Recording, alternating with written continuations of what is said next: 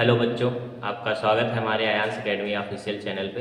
बच्चों, आज हम मैथ का लेके आए हैं 20 महत्वपूर्ण बहुविकल्पीय प्रश्न, जो कि आपके एग्जाम के लिए बहुत ही महत्वपूर्ण क्वेश्चन होंगे। अगर आप ये 20 क्वेश्चन आप कर लेते हैं, इसी बेस पर आपको सभी क्वेश्चन मिलेंगे। तो आप देरी न करते हुए इन सभी 20 क्वेश्चनों को सॉल्व कर लीजिएगा, और इसका PDF चाहिएगा तो आप हमारे टेलीग्राम चैनल को ज्वाइन कर लीजिएगा। चलिए दोस्तों, चलते हैं हम अपने नेक्स्ट स्लाइड पर और हम क्वेश्चन सॉल्व करना शुरू करते हैं। ये रहा हमारा पहला क्वेश्चन। पहला क्वेश्चन हमारा है, निम्नलिखित में से कौन सा अभाज्य संख्याओं का युग्म है। आपको ऐसा पूछा जाएगा। ये आपके चैप्टर नंबर 1 का है, जिसमें वास्तविक संख्याओं का क्वेश्चन है। अभाज्य संख्याएं वो संख्याएं होती हैं जिनका क्या होता है, HCF 1 होता है। मतलब कि ऐसा नंबर, दो नंबर जिनका क्या हो, एक HCF हो, यानी दोनों संख्याएं किसी एक नंबर से डिवाइड नहीं होगी। तो जैसे आपका पहला ऑप्शन है, इसमें 14 और 35 है, ये दोनों ऑप्शन 7 से डिवाइड हो जाएंगे। तो ये वाला तो आपका ऑप्शन गलत हो गया। 18 और 25 है, 18 3 से डिवाइड होता है पर 5 से नहीं होता, और जबकि 25 आपका 5 से विभाजित हो जाएगा और 3 से नहीं होता। इसलिए आपका ऑप्शन नंबर बी जो है राइट आंसर है। ऑप्शन नंबर सी गलत है, ऑप्शन नंबर डी भी गलत है। चलिए हम चलते हैं अपने नेक्स्ट स्लाइड पर और नेक्स्ट क्वेश्चन। ये रहा हमारा दूसरा क्वेश्चन। इसमें आपको बताया गया है कि दिए गए संख्या का है, उसमें इसका मासा दिया गया है, आपको लाशा बताना है कि इसका लाशा क्या होता है। आपको एक फार्मूला पता होगा, क्या होता है, पहली संख्या गुणे दूसरी संख्या बराबर लाशा गुणे माशा। ये आपको रूल बताया गया है, ये फार्मूला है। तो जब आपको ये रूल पता है तो आप इस पर रख लीजिए। पहली संख्या क्या है आपका 99 और दूसरी संख्या 153 है। हमें लाशा नहीं पता, लाशा में निकालना है। लाशा आप ऐसे रख लीजिए। और माशा क्या है आपका 9। अब यहाँ पे ये माशा जो 9 है आपका, यहाँ पे डिवाइड मल्टीपल में है तो इधर आएगा डिवाइड हो जाएगा। तो यहाँ डिवाइड कर देंगे तो 9 एकम 9 और 9 एकम 9, 9 एकम 9, यहाँ आएगा 11। तो आपका लाशा जो हो जाएगा वो लाशा बराबर हो जाएगा 11 गुणे 153। और 11 का तो 153 से गुणा कराइएगा तो आएगा ऑप्शन नंबर 1683। तो ऑप्शन नंबर डी आपका एकदम करेक्ट आंसर। चलिए नेक्स्ट क्वेश्चन पे चलते हैं। नेक्स्ट क्वेश्चन आपका क्वेश्चन नंबर 3। इसमें पूछ रहे हैं कि बहुपद इतने का जो शून्य है वो क्या होगा। तो x² प्लस 7x प्लस 10 का शून्य क्या होगा। तो शून्य निकालने के सबसे आसान तरीका है, तो गुणनखंड आप कर लीजिए। x² प्लस का 7x प्लस का 10 गुणनखंड करते वक्त जो यहाँ पर वैल्यू होता है, इसको हम इधर से मल्टीप्लाई करते हैं। इधर 1 हमारा मल्टीप्लाई करने की जरूरत नहीं। अब 10 को आप ऐसे गुणनखंडित कीजिए कि इसका जो संख्याएं गुणनखंड होगी उनका योग 7 होना चाहिए और को गुणा करने पर 10 आना चाहिए। तो 5 और 2 जो है संख्याएं, ये हमारा 5 2 7 होता है और 5 2 नहीं 10 होता है। तो यहाँ से आप गुणनखंड कर सकते हैं। तो x² प्लस का 5x प्लस का 2x प्लस का 10 यहाँ से कर सकते हैं। तो ये यहाँ से x कॉमन ले लेंगे आप, इन दोनों में से एक संख्या कॉमन। तो x कॉमन ले लिए, x प्लस का 5 यहाँ पे बचेगा और इधर से हमने वही कॉमन लेना है जो कि उस ब्रैकेट में बचे। तो यहाँ पे +2 का कॉमन लेंगे तो ब्रैकेट में बचेगा x प्लस का 5। तो एक ब्रैकेट में रख देंगे इसको x प्लस 2, अगले को रख देंगे एक ब्रैकेट में x प्लस 5। अब जब इनको हम शून्य यानी 0 के बराबर रखेंगे तो x बराबर हमारा -2 आ जाएगा, और इधर एक हल करने पर x प्लस 5 बराबर 0, तो x बराबर -5। तो आपका शून्य जो आ गया वो -2 और -5। तो ऑप्शन नंबर ए जो है आपका राइट आंसर। चलिए चलते हैं हम नेक्स्ट स्लाइड पे अपने।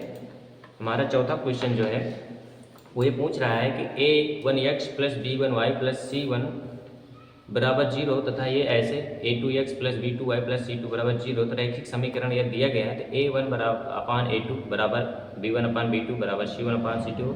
तो ये कौन सा समीकरण बनाएगा, कैसे बनाएगा। ये समांतर रेखा बनाएगा, संपाती रेखा बनाएगा, प्रतिच्छेदित रेखा। तो आपको पता है जब a1 upon a2 does not equal to b1 upon b2, इस कंडीशन में हमारी जो रेखाएं होती है उसका एक हल होता है। और एक हल होने वाली कंडीशन में क्या होता है कि दोनों रेखाएं एक दूसरे को इस तरह से प्रतिच्छेदित करती हैं। तो ये वाला तो ऑप्शन गलत है, सी नंबर हमारा आंसर जो है ये नहीं होगा।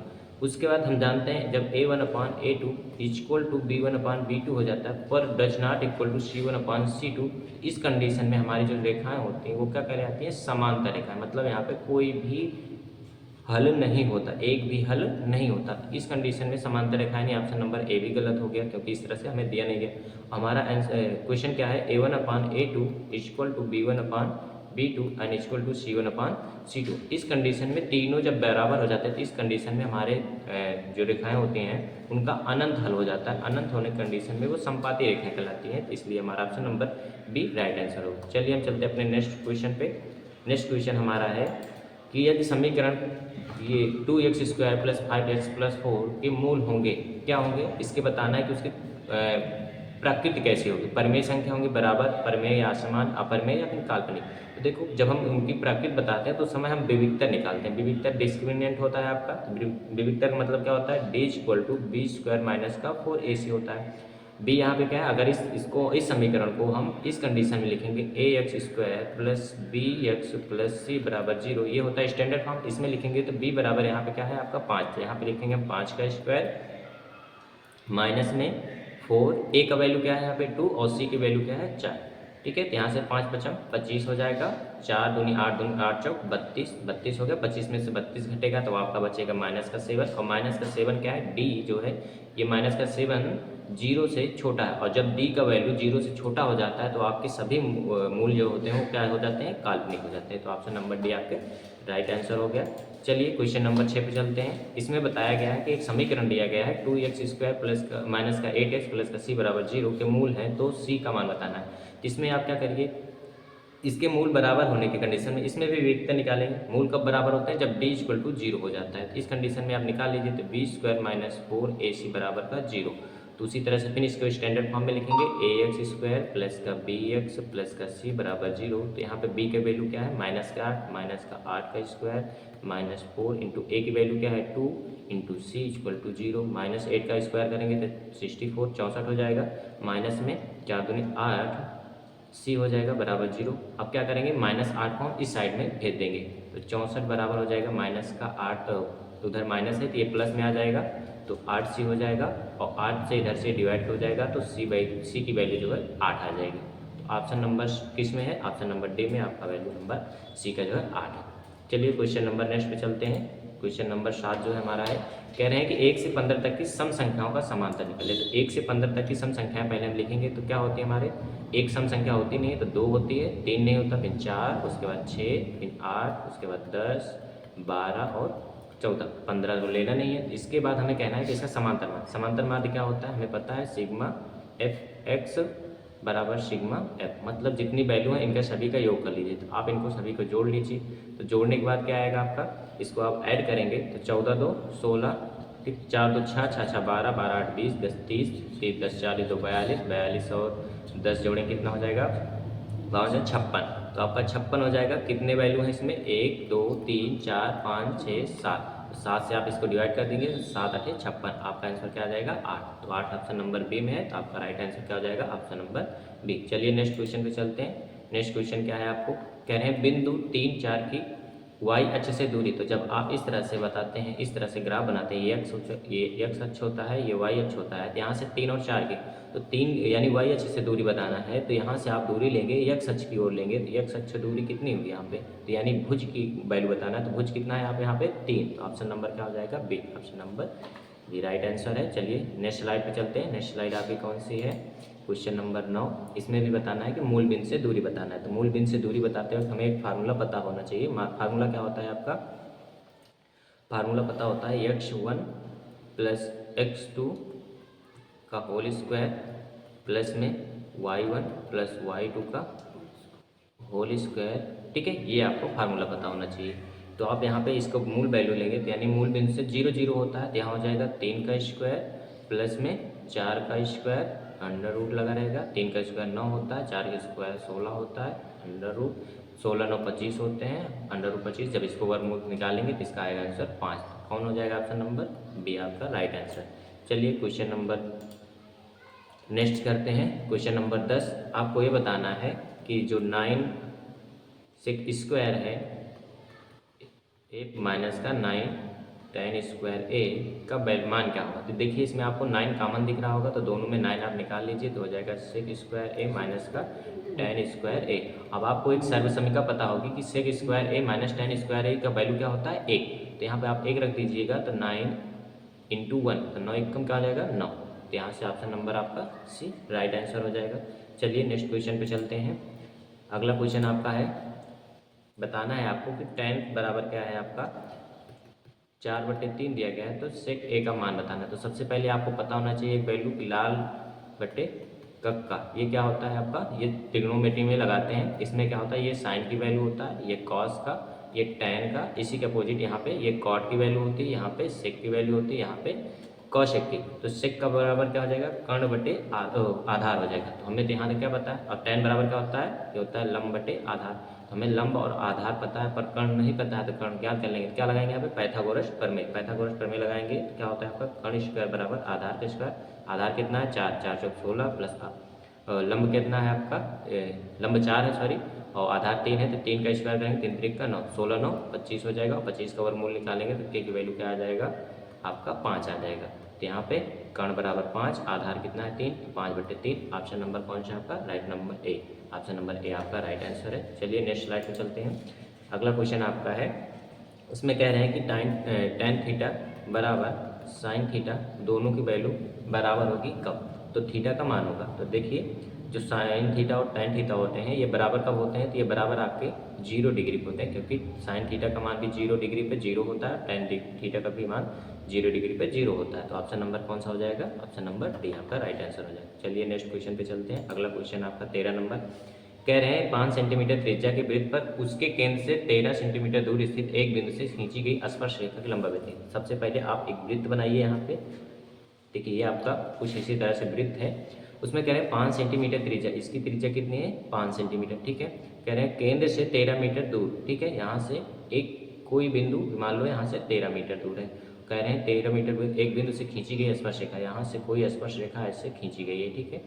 तो यहाँ से केंद्र से इसकी दूरी कितनी है, ये आपको 13, और इसकी त्रिज्या कितनी है, ये 5। तो स्पर्श रेखा की लंबाई बतानी है, तो आपको पता होना चाहिए कि यहाँ पे क्या होता है, ये बनता है आपका 90 डिग्री, क्योंकि जहाँ पे स्पर्श बिंदु और त्रिज्या मिलती है वहाँ पे 90 डिग्री का बनता है। तो ये आपका क्या हो गया, ये एक ट्रायंगल बन गया, समकोण त्रिभुज जिसे कहते हैं, राइट एंगल ट्रायंगल बन गया। तो इसमें इसके सामने वाला ये कर्ण हो गया और ये आधार हो गया, ये लंब, हमें लंब की लंबाई चाहिए, तो आपको पाइथागोरस प्रमेय लगा दीजिए कि कर्ण स्क्वायर बराबर क्या आ जाएगा, आधार स्क्वायर प्लस का लंब स्क्वायर। कर्ण कितना है 13, तो 13 का स्क्वायर होता है 169, आधार का कितना होता है 5 × 25 हो जाएगा, प्लस लंब स्क्वायर 25 को उधर ले जाकर माइनस कर देंगे, तो 169 माइनस का 25 बराबर क्या हो जाएगा, लंब का स्क्वायर। इसमें से घटाएंगे तो क्या आएगा 144 बराबर लंब का स्क्वायर, तो लंब कितना आ जाएगा आपका 12, तो लंब आपका 12 सेंटीमीटर आ जाएगा। तो ऑप्शन नंबर देखिए 2 सी और डी दोनों में लिखा गया 12 12, पर देखिए इसमें इसकी यूनिट 12 लिखी गई है, जबकि ये गलत हो जाएगा। ऑप्शन नंबर डी आपका राइट आंसर होगा। चलिए आप चलते हैं नेक्स्ट स्लाइड पे। क्वेश्चन नंबर 14 आपका फिर उसी तरह से कह रहा है कि 6 सेंटीमीटर त्रिज्या वाले वृत्त के उस त्रिज्य खंड का क्षेत्रफल निकालें जिसके संगत चाप की लंबाई 12 सेंटीमीटर। देखिए आपको इस तरह से पहले एक तो पता करना है कि ये आपका वृत्त है, कह रहे हैं इसकी त्रिज्या कितनी है 6 सेंटीमीटर है, तो इसका जो है क्षेत्रफल निकालना है, लेकिन उससे पहले हमें त्रिज्या और इसकी एंगल का पता होना जरूरी है। तो जिसके संगत चाप की लंबाई कह रहे हैं इतना है, तो इसकी पहले हम परिधि निकाल लेंगे, ठीक है। मान लो यहाँ पे एक त्रिज्यखंड है ऐसे, ठीक है, ठीक है, यहाँ पे ये त्रिज्यखंड है आपका, तो मान लो यहाँ पे कुछ एंगल बनेगा, तो यहाँ पे इसकी लंबाई दिया गया है आपको 12 सेंटीमीटर तक। तो परिधि की लंबाई क्या होता है, देखो 2πr इसका फार्मूला होता है, पर त्रिज्यखंड का निकालते हैं तो उसमें θ/360 हम अप्लाई करते हैं, ठीक है। तो आप यहाँ पे रख दीजिए बराबर क्या दिया गया है 12, तो 2 × पाई को पाई रहने दीजिए, और r क्या है आपका 6 है, 6 रख दीजिए इंटू θ/360 कर दीजिए बराबर का 12। देखिए ये 12 इसे कट जाएगा, 6 दूनी 12, ये पूरा पूरा कट जाएगा, तो हमें θ/360 की वैल्यू चाहिए, θ/360 इधर रख देंगे, और यहाँ पे पाई गुणे में है तो उधर जाएगा किसमें, भाग में हो जाएगा ये। यहाँ से इक्वेशन नंबर आप 1 ले लीजिए, θ/360 बराबर 1/पाई होगा। तो अब हमें क्षेत्रफल का फार्मूला क्या होता है, πr² θ/360, हमें यही चाहिए, तो पाई r कितना है आपका 36 हो जाएगा, थीटा और θ/360 का मान क्या निकाला है हमने समीकरण 1 से 1/पाई, तो पाई से पाई कैंसिल हुआ, आंसर कितना हो गया आपका 36 × 36, आंसर आपका 36 सेंटीमीटर स्क्वायर, यानी ऑप्शन नंबर सी आपका राइट आंसर। चलिए नेक्स्ट क्वेश्चन पे चलते हैं।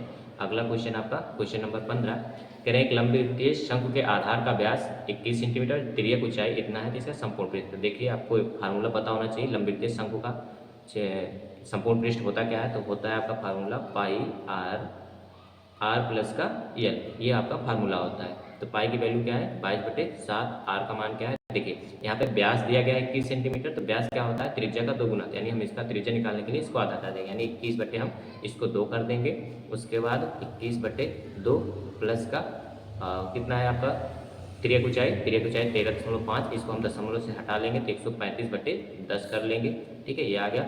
इसको देखिए काट देंगे, 7 × 21, इसको 2 से काटेंगे, 11 दूनी 22, 11 × 33, यहाँ आ गया आपका 33, ब्रैकेट के अंदर। अब इसको जोड़ेंगे तो यहाँ पे हमें 5 से मल्टीप्लाई करना, क्योंकि इसका हर बराबर करना होगा, तो ऊपर भी हमें 5 से मल्टीप्लाई करना होगा। 21 पंचे 105 हो जाएगा आपका, नीचे 10, इधर प्लस में भी आपका 135। तो जब 135 और 105 को जोड़ेंगे आप तो क्या आएगा आपका, ये 5 5 10 जीरो हासिल आएगा 1, 3 1 4, उसके बाद एक 240 जीरो यहाँ पे मल्टीप्लाई, जीरो से जीरो आपका कैंसिल हो जाएगा, आपका बचेगा 33 गुणे 24। आप इसका आंसर क्या करेंगे, गुणा करेंगे तो आ जाएगा आपका लगभग 792 सेंटीमीटर स्क्वायर, क्योंकि यूनिट क्या आएगी 3 चौक 12, 2 आएगी, एक ही अंक है यहाँ पे, तो ये वाला ऑप्शन सही हो जाएगा। ऑप्शन नंबर ए आपका राइट आंसर होगा। चलिए नेक्स्ट क्वेश्चन पे चलते हैं। क्वेश्चन नंबर 17 एकदम सिंपल सा क्वेश्चन है। कह रहे हैं एक ठोस अर्धगोले का कुल पृष्ठीय क्षेत्रफल बताना है। तो आपको पता होना चाहिए, अगर एक पूरा गोला होता है तो इसका संपूर्ण पृष्ठ और वक्र पृष्ठ दोनों एक ही होता है। क्या होता है आपका 4πr²। पर लेकिन इसको जब हम आधा करते हैं तो इसका क्या हो जाता है, जब इस तरह से एक गोले को हम आधा काट देंगे तो इस तरह से बनता है। इसका जो वक्र पृष्ठ होता है ये होता है 2πr, क्योंकि पूरे गोले का आधा 2πr हो जाएगा। पर जो यहाँ की ये वाला गोला बनता है, यहाँ पे जो सर्कल बचता है, इसका भी बनता है 1πr²। यानी ये 2πr² प्लस का 1πr² कितना हो जाता है 3πr²। यानी ऑप्शन नंबर सी आपका राइट आंसर है। चलिए नेक्स्ट क्वेश्चन करते हैं। क्वेश्चन नंबर 18 कह रहे हैं एक बेलन और शंकु की ऊंचाइयाँ बराबर है, आधार की त्रिज्याएं भी बराबर है, उनके आयतनों का अनुपात होगा। देखिए पहले तो आपको पता होना चाहिए अनुपात कैसे निकालते हैं। अनुपात मतलब बटे होता है, तो इसमें रख दीजिए। तो बेलन का क्या होता है πr², ये क्षेत्रफल होता है, और शंकु का क्या होता है 1/3 πr²h। अब देखो कह रहे हैं बेलन और शंकु की ऊंचाइयाँ और आधार की त्रिज्याएं दोनों बराबर है। बराबर होने के नाते ये पूरा क्या हो जाएगा, कैंसिल हो जाएगा, पाई से पाई कटेगा, r², यस से यस कट जाएगा। तो ये 3 देखो, अब इसमें क्या बचा, ऊपर 1 बचा, नीचे बचा 1/3। अब ये 3 कहाँ चला जाएगा, ऊपर, तो अनुपात हो जाएगा 3/1, या इसी को 3/1 लिख देंगे, या 3:1, दोनों सही होगा। तो ऑप्शन नंबर बी आपका राइट आंसर होगा। क्वेश्चन नंबर चलते हैं 18 पे। क्वेश्चन नंबर 18 आपका है, इसमें बहुलक बताना। देखिए सिंपल क्वेश्चन है। इस तरह से आपको एक डाटा दिया गया होगा, डाटा को आपको एनालिसिस करना है, उसके बाद इसमें बताना है बहुलक। तो ये वर्ग अंतराल वाले क्वेश्चन है नहीं, क्योंकि वर्ग अंतराल वाले में हमें सॉल्व करने पड़ते हैं, लेकिन इसमें हम सिंपल से बता सकते हैं जिसकी फ्रीक्वेंसी सबसे ज़्यादा वही हमारा क्या होगा, बहुलक होगा। सबसे जिसकी बारंबारता सबसे ज़्यादा बार होती है उसी को हम बहुलक बोलते हैं। तो सबसे ज़्यादा फ्रीक्वेंसी किसकी है, एक की फ्रीक्वेंसी कितनी है 30। तो देखिए 30 नहीं लगाएंगे यहाँ पे, फ्रीक्वेंसी किसकी ज़्यादा बार है ये देखते हैं। तो एक की फ्रीक्वेंसी ज़्यादा बार है, तो ऑप्शन नंबर क्या होगा, आंसर आपका 1 सही होगा, यानी ऑप्शन नंबर सी आपका राइट आंसर होगा। चलिए नेक्स्ट क्वेश्चन पे चलते हैं। अगला क्वेश्चन है आपका कि 2 से 12 तक की विषम संख्याओं का समांतर माध्य। देखिए 2 से पहले 12 तक की विषम संख्या लिखेंगे, तो 2 तो विषम संख्या है नहीं, तो यहाँ से इसके बाद लेंगे तो आपका 3 हो जाएगा। अगली विषम संख्या 3, 5, उसके बाद 7, उसके बाद 9, उसके बाद 11, उसके बाद हम नहीं लेंगे। फिर वही समांतर मान निकालते हैं, सभी अंकों को जोड़ करके उसकी जितनी संख्या है उससे नंबर से हम डिवाइड कर देते हैं। तो आप जोड़ लीजिए, 5 3 8, 8 7 15, 15 9 24, 24 11 कितना हो जाएगा 35। ठीक है, 35 बटे आपके कितने यहाँ पे डाटा है 1 2 3 4 5, 5 से काट दीजिए, 5 7 35। आपका नंबर क्या हो जाएगा, आपका डी आंसर सही हो जाएगा। चलिए नेक्स्ट क्वेश्चन पे चलते हैं। अगला क्वेश्चन आपका अच्छी प्रकार से फेंटी गई पत्तों के एक गड्ढे में ईंट आने की प्रायिकता। ये आपकी प्रायिकता प्रोबेबिलिटी चैप्टर से क्वेश्चन है। देखिए इसमें सिंपल क्वेश्चन होता है, जितनी संभावनाएं घटना घट सकती हैं उसको आप ऊपर रखिए। तो एक टास्क के गड्ढे में कितने ईंट के होते हैं, आपके पास 4 होते हैं। टोटल संभावना यानी टोटल पत्तियाँ कितनी होती हैं 52। आप इसमें काट दीजिए, 4 एकम 4, 13 चौका 52, तो हो जाएगा 1/13, यानी ऑप्शन नंबर सी आपका राइट आंसर हो जाएगा। चलिए अब हमारे क्वेश्चन खत्म हो गया। 20 क्वेश्चन हमने मोस्ट इंपॉर्टेंट कंप्लीट कर लिए हैं। इसी तरह से हमारी प्रैक्टिस सेशन होते रहेंगे। प्रैक्टिस सेट नंबर आपका 1 था। इसी तरह से हम आपको एग्जाम से पहले लगभग 5 से 6 प्रैक्टिस सेट करवाएंगे, जिसको करना आपके लिए बहुत ही इंपॉर्टेंट रहेगा। और इसका अगर आपको PDF चाहिए तो आपको हमारे टेलीग्राम चैनल पे जुड़ना होगा। टेलीग्राम चैनल आयांस अकेडमी ऑफिशियल के नाम से भी है, आप उस पर जुड़ जाइएगा। और हमारे यूट्यूब चैनल को सब्सक्राइब कर लीजिएगा, जिससे कि आपको मैथ, इंग्लिश और साइंस सभी विषयों के PDF के साथ आपको लेक्चर नोट्स भी मिल सकें और आपकी तैयारी को बढ़िया बना सकें। तो आपको अगर अच्छे मार्क्स अपने लाने हैं एग्जाम में, ज़्यादा से ज़्यादा क्वेश्चन सॉल्व करने होंगे और ज़्यादा से ज़्यादा मेहनत करनी होगी, तो आप हमारे YouTube चैनल से जुड़िए और मेहनत करें। चलिए धन्यवाद।